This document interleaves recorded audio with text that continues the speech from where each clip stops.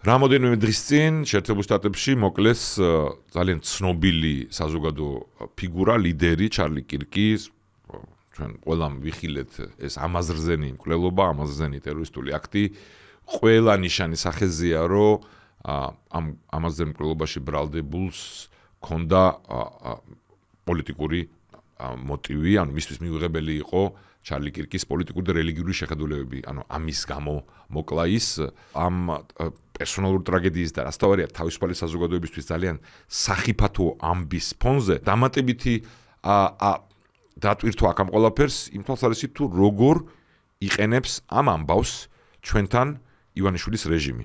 ეს მინდა ვნახოთ და მე დაუბრუნდებით თემას. სახაზეა ტერორი და ამ ტერორს ჭირდება გამკლავება. პირველ რიგში იდეოლოგიური თვალსაზრისით, რომ საზოგადოებამ შეიგნოს და გაიგოს, რა მძიმეა ლიბერალური ფაშიზმი და ამ ხაზზე რომ არასდროს არ უნდა იაროს. ერთნაირია ქართული ლიბერალ ფაშისტი და ამერიკელი ლიბერალ ფაშისტი არის აბსოლუტურად ერთნაირი, გარეგნობითაც კი გვანან ერთმანეთს. ჩვენ ყველაფერს გავაკეთებთ იმისათვის, რომ არავითარი გასიფანი არ მიეცეს ლიბერალურ ფაშისტს საქართველოში. ჩარლი კირკის მკვლელობის თანამონაწილეა ყველა ის ადამიანი, რომელიც ახალისებს ძალადობას, მიუღებელი აზრის დევნას და ცდილობს დანერგოს და გაავრცელოს თავსმოხვეული მახინჯი იდეოლოგია. თავარი იარაღი არის ძალადობა, სიტყვით ძალადობა, ფიზიკური ძალადობა და ამას ვხედავთ ყველგან. მთელს მსოფლიოში, სადაც ისინი მოძლიერებული არიან და ზუსტად ეს უნდათ საქართველოშიც დაამკვიდრონ. ზუსტად ეგეთი ხალხი არის აქაც, ვის წინააღმდეგაც ჩვენ გვიწევს ბრძოლა. ეს სამცირე ნაწილია იმ ნიაღვარისა, რომელსაც ვხედავთ მთელ ამ დღეებში ყველგან. როგორც ცდილობენ წარმოაჩინონ, რომ ანალოგია მდგომარეობს იმაში, რომ ჩარლი კირკი რა პოზიციებსაც იცავდა, ამას განასახიერებენ თვითონ და ვინც ის მოკლა რა იდეოლოგიითაც იყო ნასაზრდოები, ეს არიან მათი ოპონენტები ჩვენი ქვეყნის შიგნით. ჩარლი კირკი იძახდა, რომ ლაპარაკი იმაზე, რომ სიტყვები თუ გწყინს, ან შენთვის იდეები მიუღებელია, ანუ ესეთვის მრწამსი მიუღებელია, ამიტომ ისი აკრძალვა უნდა მოხდეს, ან მის წინამდე ძალადობა იყო მისთვის კატეგორიულად მიუღებელი. მისი ოპონენტები იძახდნენ, რომ მისი იდეები იმდენად მიუღებელია მათთვის, ძალადობის ტოლფასიაო და ამიტომ უნდა აიგრძალოსო. და ამით ამართლებენ ეს ავადმყოფები, ვინც რაღაც ნაწილი ვინც არსებობს, ამ ექსტრემისტების, ვინც იზეიმა მის სიკვდილი, ამით ამართლებენ ძალადობას. ერთ-ერთში ეგ იდეები აქ დღეს ივანიშვილის რეჟიმს. ისინი გვეუბნებიან ჩვენ ოპონენტებს, რომ თქვენი აზრები და თქვენი მწვავე შეფასებები, რაიმე საკითხზე ან პოზიცია იმდენად მიუღებელია ჩვენი შეხედულებისთვის და ჩვენი მწამსისთვის, რომ უნდა აკრძალოთ, ან უნდა ვიძალოდოთ თქვენზეო.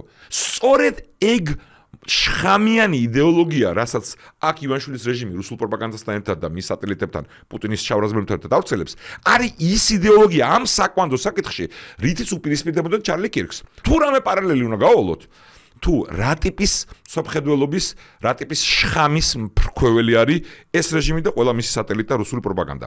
იმასთან რაც ამერიკაში ხდება.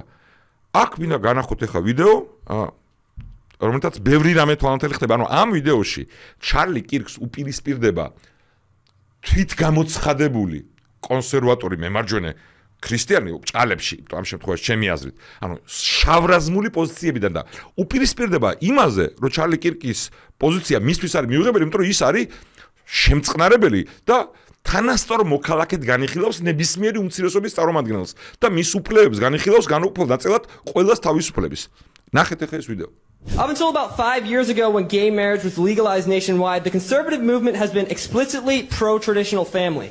Now, both you and your organization advocate for the acceptance of anti-Christian, immoral lifestyles like homosexuality and transsexuality, going as far to invite drag queens like Lady MAGA to your events. It seems to me and anyone who's paying attention that conservatives just believe whatever liberals believed 5 years ago. Right now, there is a push by the left to normalize pedophilia by way of child drag queen shows and rebranding pedophiles as minor attracted persons. 5 years from now, will you be promoting child drag queen shows? Will child abuse become part of the conservative platform? Let me ask you a question. Are you a Trump supporter? Yes, sir. So are you sickened that he had a gay man speak at his convention? Yes. Then you're not a Trump supporter, my friend. Thank you very much. Let me ask you another question. Should he return the money of Peter Thiel, an openly gay man who supports his campaign? No, if it helps him strategically, okay. Sure, he can. Should he stop talking to Tammy Bruce, who's an open lesbian that's a Fox News contributor? If it's affecting his ideas, then probably, yeah. Okay, so you say you're a Trump supporter, yet you have all these issues and these disagreements with him. Let me be very clear about my position. My personal position. I'm a Christian first and foremost, then an American, then a constitutionalist, then a conservative, in that order. I believe marriage, biblically, as articulated in the greatest book ever to exist in the history of the world, the Holy Bible. Marriage in the Holy Bible is one man, one woman. I also do not believe in the sort of rhetoric that some people engage in, that all of a sudden that they say there's no place for gay people in the conservative movement. I do not believe that. Let me ask you a question. If you had your way, what would you do with gay people in America? Because they're not allowed in the conservative movement, so would you just kick them out anytime they show up at a Republican Party? If you were in charge, like what would you say? You can't be part of the Republican Party. If somebody is advocating for being openly homosexual, yeah, they should not be part of the conservative movement. So I just want to go through the list. Guy Benson, no place in the conservative movement. Dave Rubin, no place in the conservative movement. Peter Thiel, no place in the conservative movement. If they're supporting open homosexuality, So I'm going to ask a very respectful question, as respectfully as I can. What does what they do in their private life concern you so much that you have to go up in front of a crowd? And it is against God. That is So let me why. ask Are you you a a question. Christian or not? do we live in a theocracy, yes or no? No, do we live in a theocracy? You said you're a Christian. I am a Christian. Jesus Christ talked to all people. Jesus Christ went and did his ministry through Judea and Samaria, and he had dinner with tax collectors, and he had dinner with prostitutes, and he did his ministry in every part of the Mediterranean. What it means to be a Christian, my friend, is to be open-minded but firm in your beliefs, so you can have that belief.